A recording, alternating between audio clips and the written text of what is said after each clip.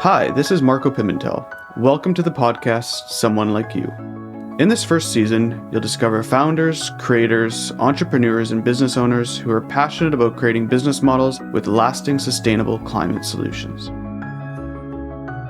The toilet paper that most people, to this day still buy in CVS or Shoppers or whatever is not all that different from the toilet paper that you would have bought, 80, 90 years ago. And its impacts on the planet and on our bodies are almost as bad as they were then, but much worse in the sense that we now know better. There is a saying, the little choices we make every day have a big impact overall on the planet. That saying relates very well to the industry that we are going to be talking about today, which is toilet paper. In the early 20th century, we switched to what is our current process of creating toilet paper. The hidden costs of this practice are quite appalling. 27,000 trees per day are flushed down the world's toilets, including thousands of acres of boreal forest per minute. 37 gallons of water are used to create every single paper roll. Over a gallon of bleach, formaldehyde, and other chemicals are also added per roll. And all of these chemicals lead to a host of health problems. The industry has failed to change because the forestry companies, the ones that are cutting the trees down, are also the big corporations who sell you the toilet paper. And that brings me to this week's episode. Joining me is Lee Reitelman, entrepreneur working at the intersection of health and sustainability and the CEO and co-founder of PlantPaper, a tree-free, toxin-free toilet paper company. PlantPaper was founded to radically change our current toilet paper industry. The toilet paper at PlantPaper is made of FSC Certified organically grown bamboo pulp with absolutely zero chlorine or formaldehyde and other toxic chemicals. Being one of the world's fastest growing plants and capable of growing up to 3 feet in 24 hours, bamboo is an ideal alternative for the production of environmentally friendly toilet paper. Bamboo requires very little water, no fertilizer, and regenerates on its own after cutting. In fact, the more regularly bamboo is harvested, the faster it actually grows. Lee is a longtime educator, a graduate of Princeton University, and is also the co-author of the Greenhouse Cookbook, a guide to recreational juicing, a best-selling book of plant-based recipes. We hope you enjoy this fascinating conversation.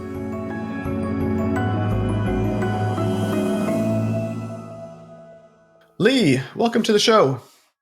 Thank you. I'm very interesting to get a bit of background. So you're the co-founder of PlantPaper, which you've developed a toxin-free toilet paper. And just to kind of get a little bit, you're a serial entrepreneur, you have passion for this industry. So I'd just love to just get into your background and how that background led you to co-founding PlantPaper.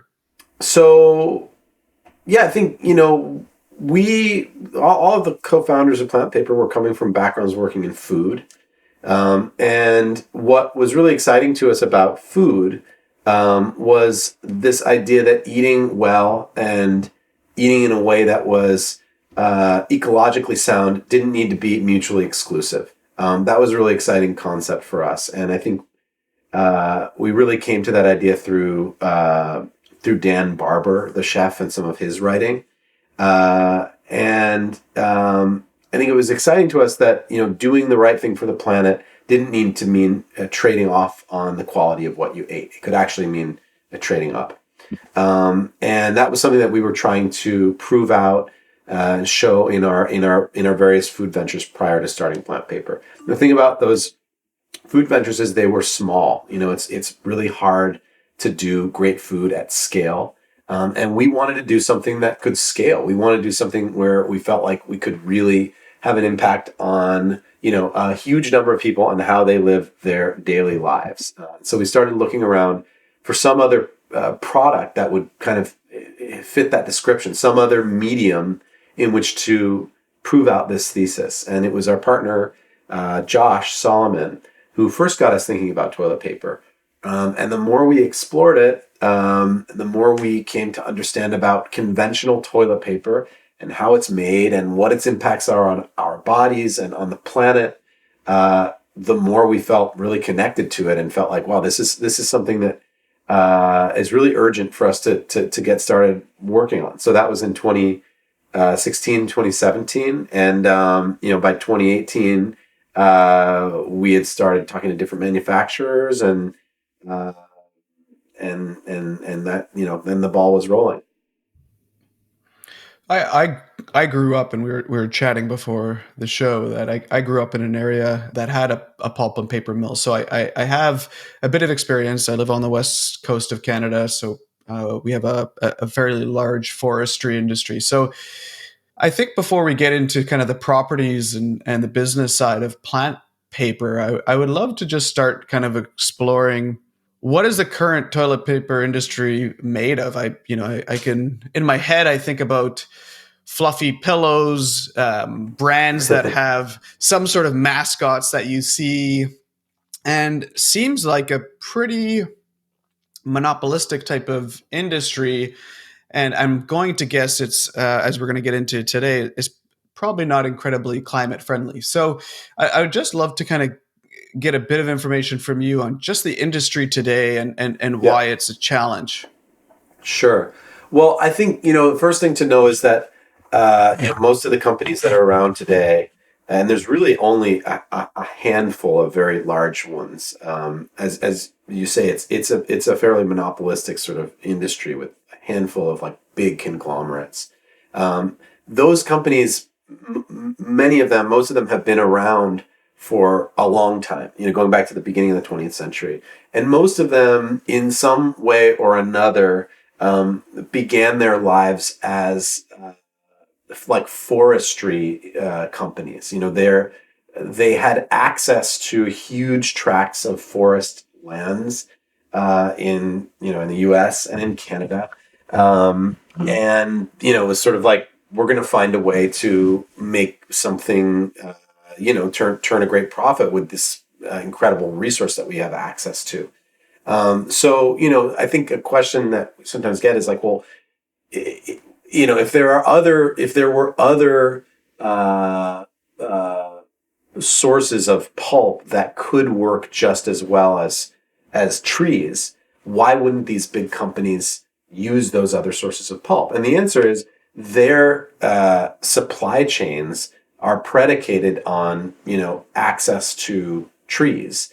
Like their whole business models are based around that particular source of raw material, and it would be extremely costly for them to switch to something else. It wouldn't necessarily be extremely costly in the long term, but in the short term, it would require a huge change in the way they do business. So I think that's the first thing to know. It's like, paper companies are essentially tree companies. They're forest companies, and they began their lives, that way. So I think, that's one thing to say. Another thing is that, when toilet paper was created, which is really like the middle of the 19th century, although there's kind of historical antecedents to toilet paper going back much further than that. But toilet paper, as we know, it was essentially created in the mid 19th century. It's towards the late 19th century that the process started to be industrialized a little bit, and then it was the Scott brothers in kind of the early 20th century that really got things up and running. When toilet paper began, obviously, the world's understanding of the importance of forests, and the world's understanding of human health and how different products, different chemicals could have an impact on human health was dramatically different than it is today. From the get-go, toilet paper was, wood pulp was subjected to very intense chemical processing in order to, make it look and feel the way that, the producers wanted it to feel. And one of the ingredients that went into it was, chlorinated bleach. And over the course of the 20th century, some of those bleaching processes have been made a little bit more, have been improved upon a bit. So now it's not elemental chlorine, but it's another type of bleaching process, but it's still a pretty nasty one. And so the point is that, you've got a situation where it's just a small handful of companies who are basically controlling the whole show. Everybody needs toilet paper. Like the demand is sort of always there. So those two factors produce a situation where there's not a huge incentive to innovate. And so the toilet paper that most people, to this day still buy in CVS or Shoppers or whatever is not all that different from the toilet paper that you would have bought, 80, 90 years ago. And its impacts on the planet and on our bodies are, almost as bad as they were then, but much worse in the sense that we now know better. They didn't really know better 100 years ago, but now it's like, what an insane use of resources. For a product that you're going to use for just a matter of seconds to cut down, in some cases, old growth forests, which are so vital to forestalling climate change. Obviously, there's all kinds of implications for biodiversity.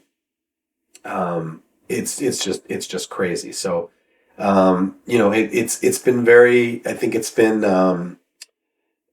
You said what are the challenges? I think the challenge is just that it's a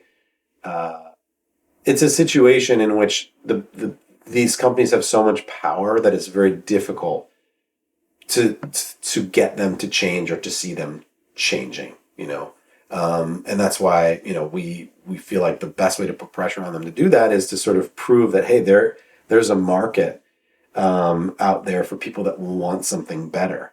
If you tell them the truth, if you educate them about what conventional toilet paper really looks like and what its impacts are, and you give them an alternative that's genuinely, better and superior and holds its own in terms of the performance,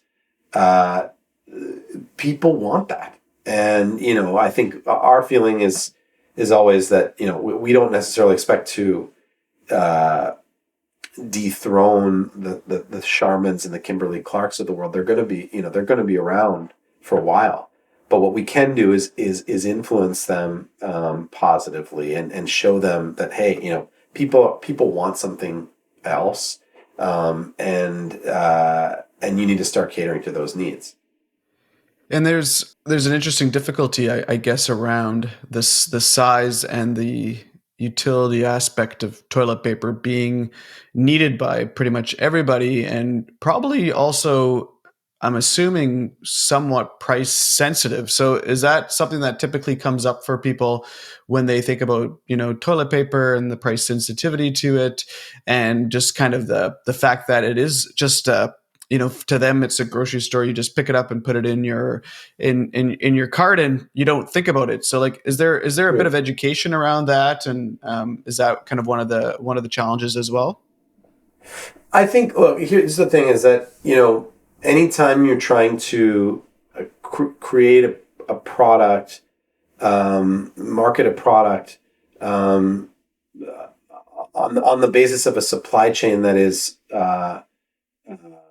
let's say, less well developed, sort of an alternative to the conventional supply chain for that product, it's going to be more expensive. There's really no way around that. I think, but if if in doing that, you create a product that is genuinely better, that people prefer, that has like real demonstrable value for them, I think in a lot of cases they're willing to pay for that. The great thing about toilet paper is that while PlantPaper is more expensive than at least some of the brands you'd find in the grocery store, at the end of the day, it's still a relatively inexpensive product. It's like if you wanted to go from driving let's say, a Kia or something, a conventional gas car, inexpensive gas car, to a Tesla, a sort of a luxury, eco-friendly vehicle, you're talking about a tens of thousands of dollars, many tens of thousands of dollars. In the case of toilet paper, and we do think of plant paper as a sort of toilet paper equivalent to a Tesla. You're talking about maybe 30, 40, $50 a year, depending on the size of your family.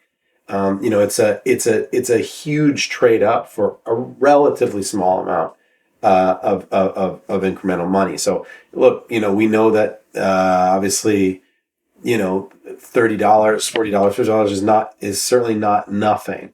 But we feel like it's for the value that you get and for the impact that you make. We have seen that it's something that people are willing to take on. And that gets me to plant paper. And obviously for people that are listening and learning, we're talking about the industry of toilet paper, and it'd be great to just understand how you came up with plant paper and what is the benefit, what is the product that you created. Sure. Well, I think first of all, just to speak a little bit about the product, and then love to talk a bit about the brand as well, which I think is kind of part and parcel of the product in some respects. The plant paper is made from bamboo, 100% bamboo, which is the world's fastest growing plant. And if you're looking at sort of sources of fiber for something like toilet paper, you'd be hard pressed to find something like better suited to the process than bamboo, just because of how incredibly quickly it grows. We're talking when it's at the kind of fastest point in its growth cycle, it's growing like a meter per day, and it reaches its maturity in like I think it's like 2 or 3 years, and then you can harvest it every 9 months. So that, as opposed to a tree, which is going to take 30, 40, 50 years to reach its maturity, and then once you cut it down, it's done. It doesn't grow back. You can't cut it again the next year. So we did a pretty exhaustive study of potential sources of fiber. There are certainly some other interesting ones out there.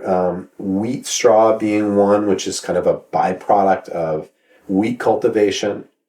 Hemp being another one, which is a very cool one. Also a kind of a byproduct of the cannabis industry. And I think, the idea of using a byproduct like that is awesome. If only because, you're growing something else, and you essentially get this part of it for free. In terms of free monetarily, and also in terms of the like carbon cost associated with the agriculture. But we, first of all, the supply chains aren't quite there for those fiber sources yet. And second of all, bamboo just happens to be really well suited to making soft toilet paper. And that has to do with the way the fibers are structured within the bamboo. When they make paper from trees, they have to use a blend of different types of trees in order to achieve the balance of strength and softness that consumers are looking for. In the case of bamboo, at least if you're using the right species of bamboo, and there are hundreds of species of bamboo, but if you're using the right one, you can achieve all that with just essentially like a sort of like a single origin bamboo. So we eventually landed on bamboo and got very excited about that. And when we first started sampling the product and talking with different manufacturers, the stuff we were getting was not great. Most of the bamboo toilet paper that was produced for the Chinese market, because that's where all of the bamboo pulp mills are located, and they're located there because that's where a lot of bamboo is grown, or has grown naturally for thousands of years.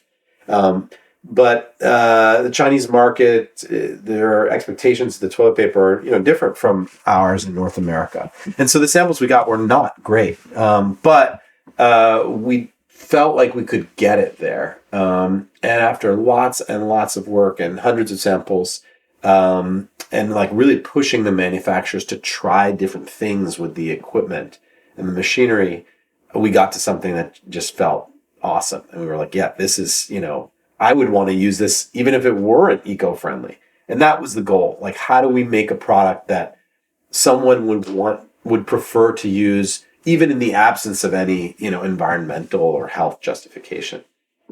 So it took a while, but we got there. I think, one of the things that we didn't really know about toilet paper going into it, we were, the first thing that got us interested was the tree aspect and the forests. But, we didn't really know about the chemicals and the bleaching. So, we pushed our manufacturer to essentially take out all of the chemicals that go into normal toilet paper. Some form of bleach being one of them, formaldehyde being another very, one that is used widely. We just said, like, let's see what happens when we take all that stuff out. Let's just see, and they were like, oh no, it's not going to be soft enough, or it's not going to look right. We're like, let us be the judges of that. Let's just see what we come out with. And lo and behold, like, we really liked the way it felt, and we really liked the way it looked. And obviously, most importantly, we really liked the idea that we could, bring a toilet paper to market that didn't have any of that stuff.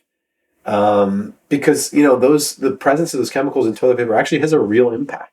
Like, it's been linked to, those chemicals in toilet paper have been linked to yeast infections and UTIs and all kinds of nasty stuff. And it's like, hemorrhoids, people don't make the connection. Like, yeah, I have hemorrhoids. Well, yeah, it's because you're using this toilet paper that's essentially, tearing up your body and irritating your skin. So that was it became an increasingly important criterion for us was to take all that stuff out, and it became a big part of our story as well. And from the branding side, PlantPaper, obviously a pretty self-explanatory name, but it's strong. You developed, you kind of built this kind of product and worked on getting it to where it was. How did you take that, combine with the branding and go to market? And how have you been doing that since you started? Well, I think, one of the things we saw early on is one of the things that got us excited about working on toilet paper was, as you said, the big brands in toilet paper are, no one's that excited about them. Even diehard users of Charmin or Angel Soft, nobody's like, oh, I just love that brand. They're pretty stale. They're pretty boring. And so we felt like there was an opportunity to create a brand, a toilet paper brand that people could actually connect to in a different way. People could feel excited about. And we actually thought that was crucial because it was like, people just kind of tend to ignore toilet paper. Maybe they buy a certain brand consistently, but a lot of people don't. People are not like terribly loyal to their toilet paper. And so, we felt like, hey, if we're going to make an impact here, we need to create a brand that people actually care about. And people are like excited to tell their friends about. They're excited when they get that package of plant paper in the mail. Like, it feels like something cool. And so we really like took that seriously at the outset. And we just thought that toilet paper as a product, as a category, like, gave us a lot to talk about and think about. It's obviously it's like a very intimate product. And there's certain kind of political implications to toilet paper. And it's also like a thing that's in our homes. And, people think a lot about their homes these days and making their homes feel good and feel clean. even prior to the pandemic, but I think especially during the pandemic and since, so we just felt like we wanted to create a brand that could feel like, hey, like this is a PlantPaper home and we're proud of that. And so, I think one of the things that was important to us was, to create a brand that was distinctive and bold, but also not, didn't feel like it got in the way.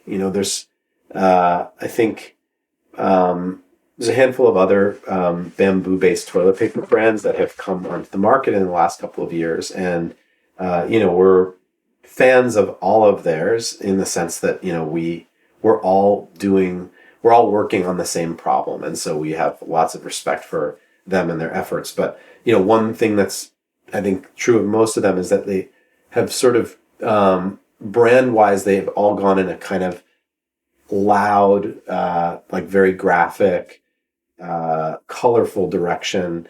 And our feeling was like, we want to make something that feels sort of minimal enough and discreet enough that it can be in any home, and it doesn't become the center of attention in a bathroom. It just sort of looks like it fits in.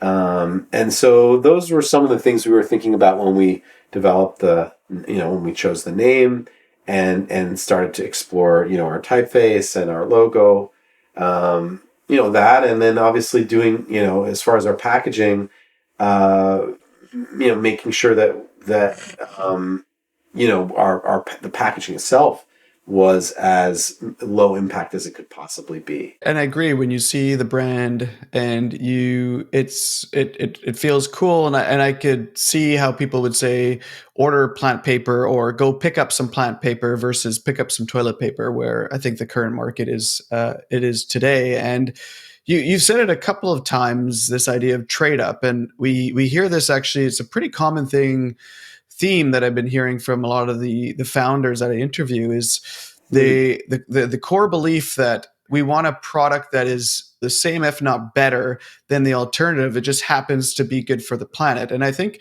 there's a big distinction there. And I think when you talk about PlantPaper and what you're developing and the quality of it, it almost feels like, oh, duh, why aren't we using this for all these years? Why are we using these bleached toilet papers that come in these massive plastic wrapped within plastic wrapped exactly. case lots? And that you're like, this definitely seems like just something of like an old idea that just has stuck. So I think PlantPaper has done a good job of representing that as in the branding. Thank you. Thanks. We're trying.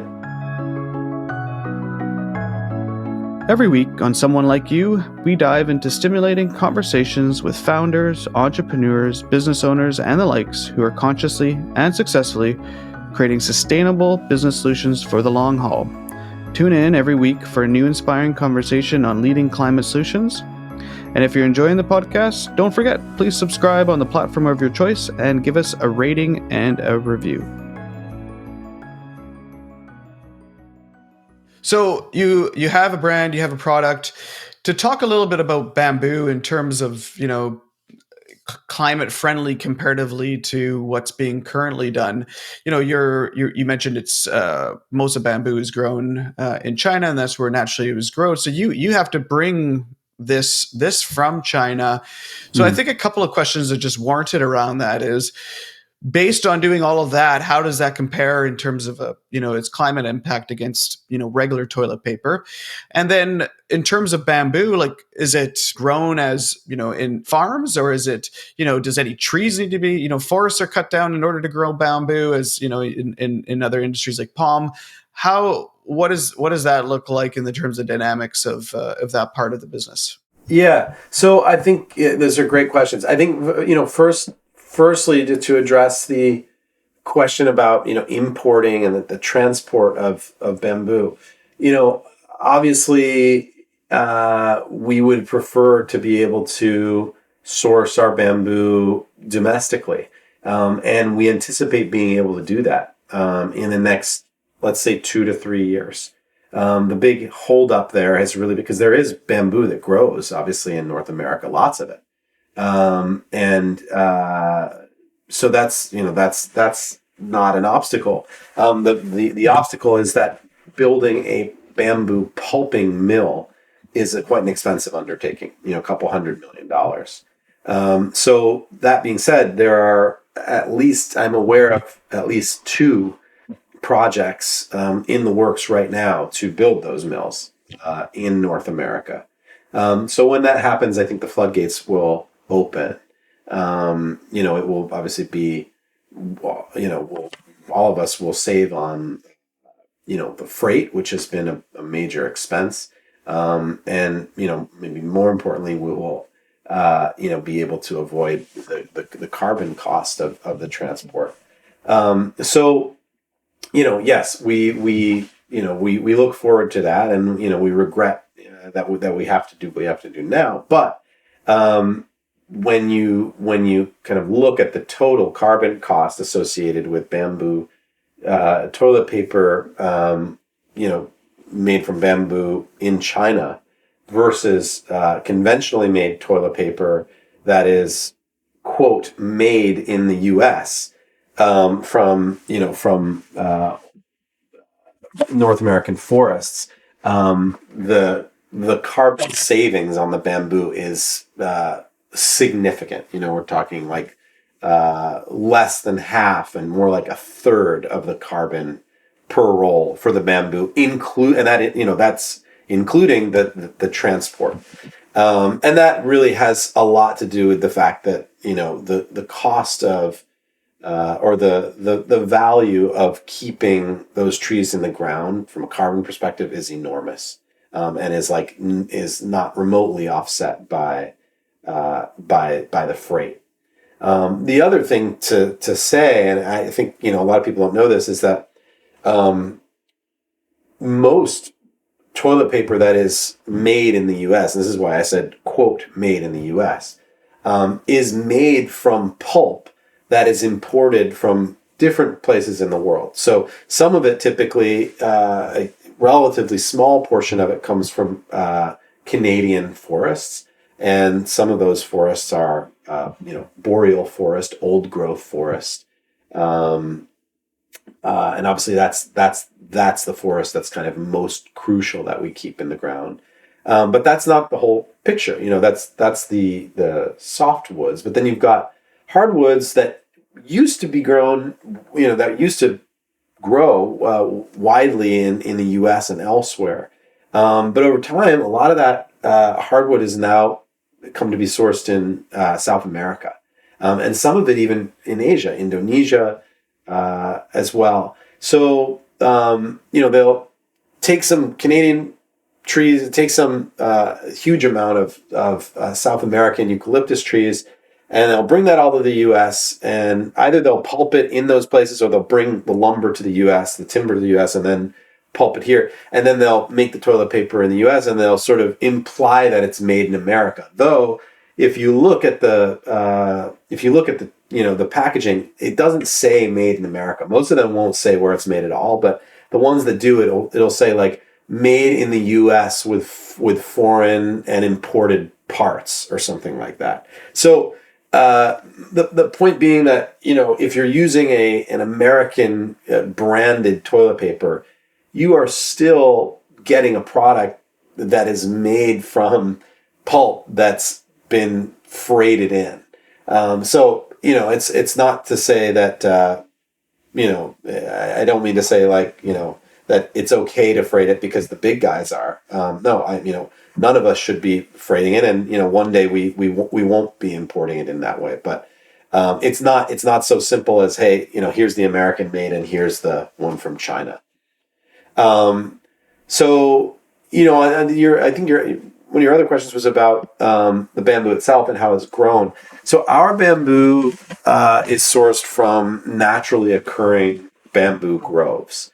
And we like that because, as you say, it means that we're not cutting down existing forests and making bamboo plantations, although they do exist bamboo plantations in China and elsewhere.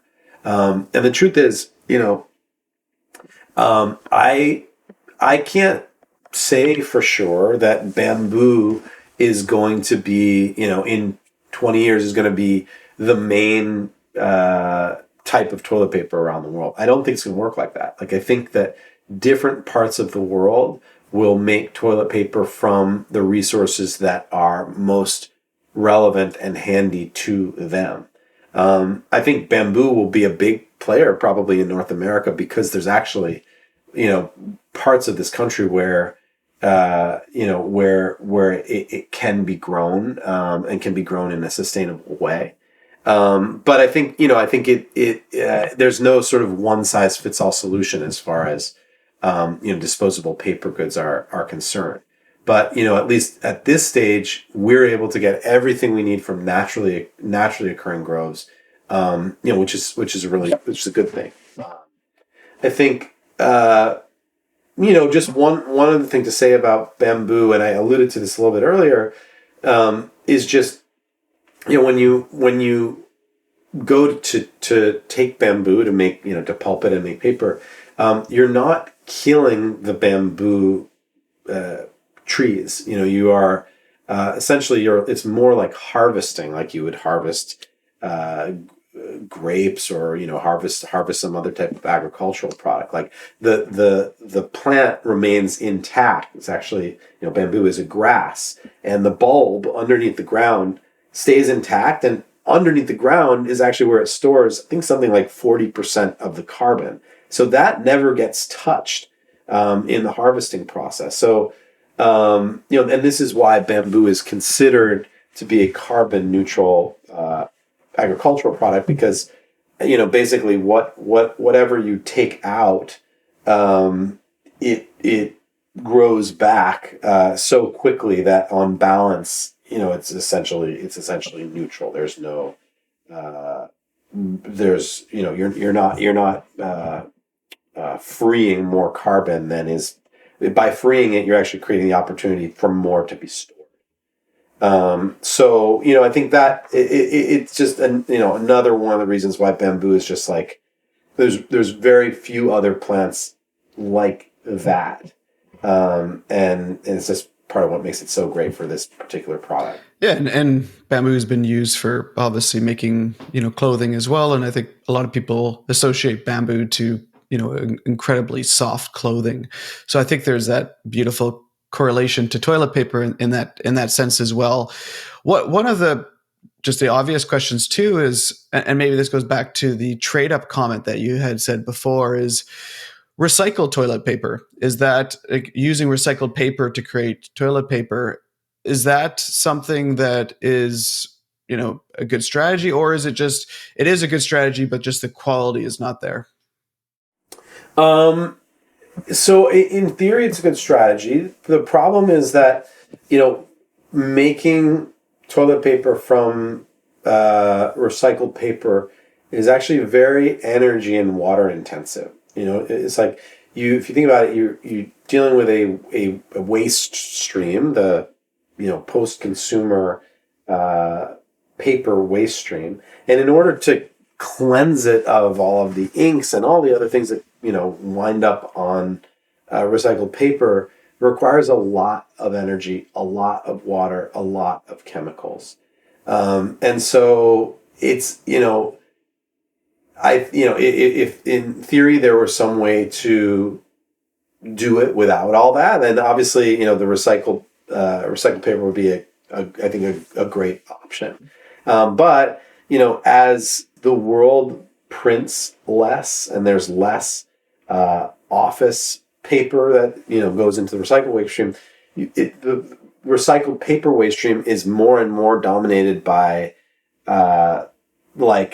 real post-consumer stuff, receipts, all kinds of things that, again, requires more energy to clean.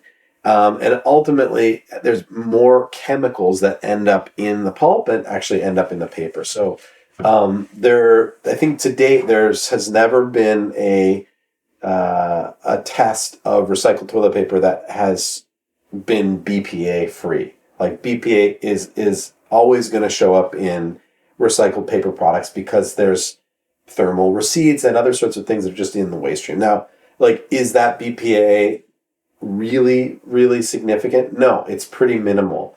But, it's BPA is pretty nasty, and, at least we at PlantPaper feel like we want to just limit our exposure to it as much as we possibly can, especially, in that particular application where it's like very close to your body and close to a very kind of porous part of your body. Look, I think from an environmental perspective, recycled paper is preferable on the whole to cutting down trees, but it's certainly not perfect. And from the business side, how did you and your co-founders fund the business, and how is it currently funded today? So we started off with a small investment from one of our partners, and that kind of got us through the R&D phase and allowed us to buy our first container of toilet paper. This is in like 2018, 2019. And then, once we saw that there was some traction, the other co-founders and their families all made relatively small investments, but enough to kind of get the business through the first year. And our overhead was essentially nothing at that point. It was basically just buying product, and we were working for free. We weren't paying ourselves, so it was, again, essentially just buying inventory. And then as things started to pick up, and they really began to pick up during the early months of COVID. As we launched officially in mid 2019, we had no idea that COVID was right around the corner. But when it came, it really, our situation changed dramatically. We had suddenly, you had lots and lots of people who were, worried that they weren't going to be able to buy toilet paper. And, beyond that, didn't really want to leave their house to buy toilet paper or anything else if they could help it. So we were very well positioned to sort of answer those needs that lots of people very suddenly had. So the business grew very rapidly in March, April, May 2020. So a couple of months later, we started having conversations with a couple of investors who were in our orbits. These are not like VCs, more like family offices. And we finalized our first sort of seed round of investment in early 2021.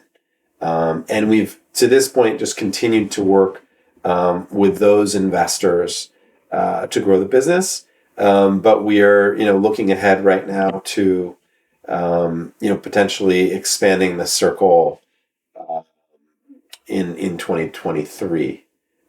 We've had a really strong year of growth in 2022, and I think we're, at a point now where we'd really like to be able to double down. And when you say double down, I'd love to just understand a bit about the future for PlantPaper. Like, is the idea to, and right now you're direct to consumer, people can purchase it online, you can get subscriptions on your website, and we can get to that later at the end where people can find you. But what is ultimately the plan for PlantPaper? Is it to be a household name in the grocery aisle as well as direct to consumer? Is it eventually to kind of, sell the business to one of the larger ones and say, this is how you roll this out for bigger impact? Maybe that's a big question, but what's your thoughts and plans around that? Well, I think a couple of things. I think that lots of people ask us, when are we coming out with paper towel? When are we coming out with facial tissue? The answer is we are going to come out with those products. And I think we'll probably introduce our facial tissue in the spring. So just in the next couple of months. But, we are less interested in rolling out, lots and lots of product line extensions. than we are in ensuring that whatever products we do release are really, really great ones. We feel like our success to date, we credit our success to date with the fact that we have a product that people genuinely love. And we ourselves believe it to be genuinely superior. And the last thing we want to do is erode that in some way by introducing products that are just not at the level. And we do think that we see that with some of the other players in this space is they just they see, hey, well, paper towel is a big market, so we got to come out with a paper towel. Well, like, yeah, sure, you can make a quick buck that way, but if people don't love it, they're probably going to go back to the Bounty or Brawny or whatever at some point. So our approach has been, let's introduce things when we are ready, and we'll be ready when we think the products are great. In other words, we're not trying to become a brand that's got 25 different products on the grocery shelves in the next couple of years. I don't think that's where we're going. We're very focused on doing a small handful of products really well and becoming really indispensable in people's lives in that sort of relatively narrow sphere. I think, as far as what the, sort of more middle term and longer term future holds, I'm not sure we know yet. I think that, if we were, I think what we know is that there is a lot of room. We know that the market for a product like ours is very big. And we think we've kind of only scratched the surface. And if we were able to get to, even if we're able to reach even 10% of the market that we are confident exists for a product like ours, we would be a big company and a very profitable one. And so at that point, I think, we'd have different options at our disposal as far as, well, do we want to, I think there would certainly be, we would have the opportunity to leave the business if we wanted to and sell it. But, it might just be a great business to have at that point, and sort of be able to focus on, potentially developing new products then, and just continuing to sort of lead by example as a small or relatively small, but sort of like really pure brand that other brands take their cues from, as far as like, hey, well, that's, they set the standard for what it means to do it really well, Yeah, focus on the product, ensure that it's great, and the scale will naturally occur. I think that's a recipe for success when dealing with a market like this and building a brand like that. Because I think, like you said, I think scale is there when you need it, and you've obviously been able to do that. But you really want to make sure that people that are taking a chance on something that is different than the everyday, that they have a good experience and the product speaks for itself, and that they, they're brand champions on that side. Exactly. And there's nothing worse. I think, it's like, there's nothing worse now than introducing an eco-friendly product that lets people down, because it only reinforces this idea that, well, hey, the eco one, it can't be as good. That's the enemy right now, that perception. And we need to do everything we can to try to counteract that. I'm a big fan of the book The Lorax. I ask this question at the end of every show, and it's quite fitting, of course, in this episode, because we're talking about trees and toilet papers and bamboo. Yep. And obviously, the Lorax it's more about the overuse of our resource, but specifically in the book, it obviously talks about the truffle of trees. And so, I think at the end there's a simple message just around how a simple child with a seed can change an outcome. And I'd love to just ask you, what do you think people or businesses or people that are thinking about, getting into starting, a sustainable or a climate friendly business, what's, kind of the first step towards change? I think it's a hard question because climate, uh, the climate issue, which I think most of us would agree is like really the existential issue of our time, is a complicated one, and it's so there's so many components to it, and I don't know. In fact, I do know that there is no one simple solution. It's not like, hey, well, if we all did this one thing, that would solve the problem. Unfortunately, it's not like that. But I think, clearly, if there were one thing, it would be, how do we, decarbonize the global economy? But that is an incredibly complex task, and one that no one person can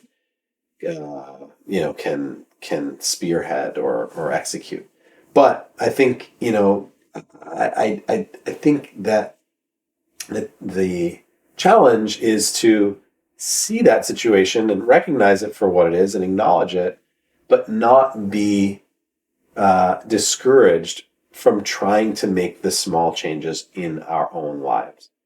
I think it's not as much as we may say, well, it's like, well, none of it matters unless we can decarbonize the economy, and we probably can't do that. So it's not like that. I think like we obviously have to do whatever we can to exert influence over politicians and big businesses to try to decarbonize. At the same time, the little things that we all do on a daily basis actually do matter. Whether it's the car that we choose to drive, or maybe we choose to drive less than we used to, or the types of foods we buy, or the type of toilet paper that we use. All these little small things actually do make a huge difference over time and at scale. There's a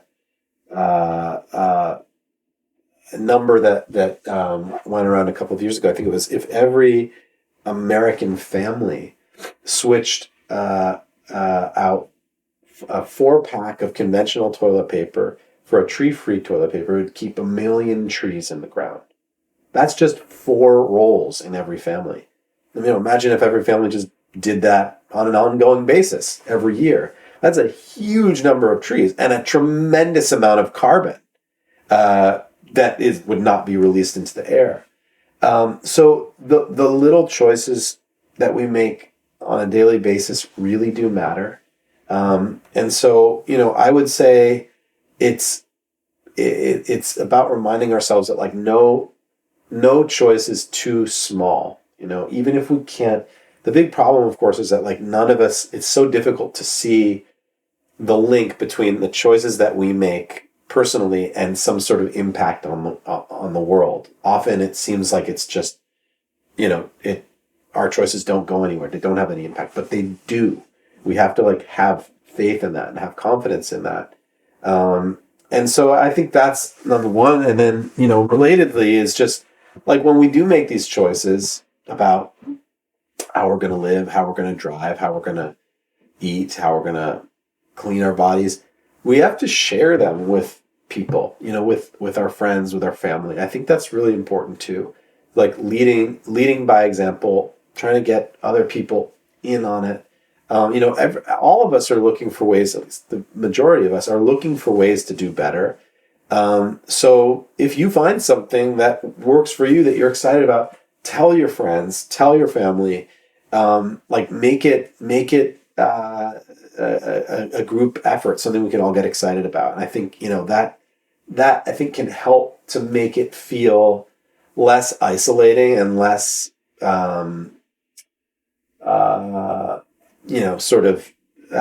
futile. It's like, well, yeah, it's not just me doing this in my little bubble and I have no idea what impact it has. It's like, no, this, I've turned on 10 people to this new thing. And that actually has a real big impact. And if those 10 turn on another 10, then we're talking about a real big impact. So I think it's knowing that the little things count and committing to them, even when we can't see what their impact is day to day, and helping to, convince our friends and family to do the same thing.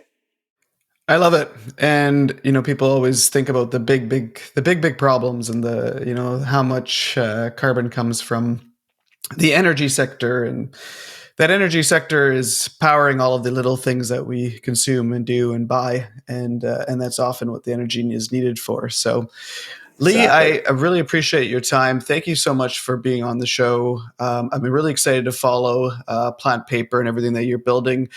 For people listening, how can they find out more or look to subscribe to PlantPaper? You can go to our website, which is, if you're in the US, it's plantpaper.us. If you're in Canada, it's plantpaper.ca. Though I will say we're currently only shipping to Ontario. So for any listeners who are in BC, I actually think that I have to verify this, but I actually think we sell in a couple of retail shops in BC.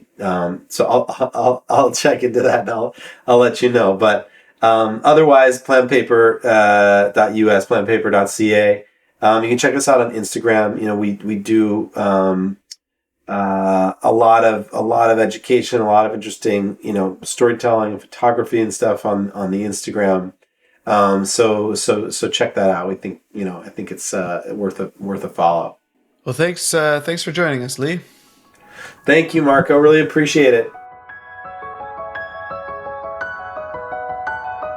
This podcast is co-produced with The Brand is Female. I hope you've enjoyed today's episode of Someone Like You. And if you did, please share this. We're a new podcast, and I would love it if you could share it with a family member, friend, colleague, work colleague. Share it on Slack, whoever you do. Just share and spread the message of these incredible brands. Please also support these type of companies. They're doing the hard thing, and the hard thing often takes a lot of people to get on board. And don't forget, please subscribe on the platform of your choice and give us a rating and review. I'm Marco Pimentel. Thank you for joining us today. For more information on Someone Like You, you can find us on Instagram at Someone Like You Podcast with all the links to the podcast, our website, and more information about the brands that we feature. Thank you again.